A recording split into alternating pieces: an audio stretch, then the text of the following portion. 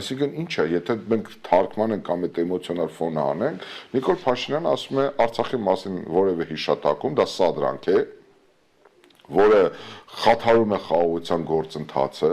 որ դուք իրավունք չունեք Հայաստանի քաղաքացիներ եւ Հայաստանում ապրող քաղաքացիներ որևէ կերպ հրապարակային կլինեք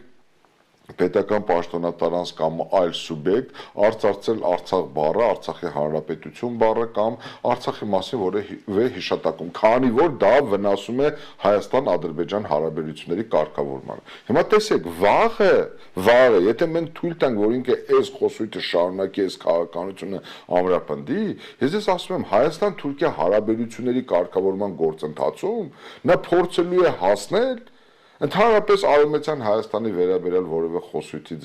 մասին խոսելիս, մեր պատմության մասին որևէ հիշատակում անելիս, որովհետև կասի, եթե դուք խոսեք, ասենք 1915 թվականի ցեղասպանությունից, 1908 թվականի երի-թուրքերի կառավարության գալուց հետո իրականացված ջարդերից, Համիդյան ջարդերից, թուրքական Օսմանյան կայսրության ժամանակահատվածում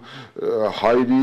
իրավունքներից կամ մեր պատմական հայրենիքը մեզանից զավթելուց, կասի դուք խաթարում եք հայ-թուրքական երկխոսությանը եւ դուք սադրանք եք իրականացնում, հասկանում եք։ Այսինքն այս մարդը մեզ փորձում է կտրել մեր արմատից, մեր պատմությունից, փորձում է նոր պատմություն շարադրել։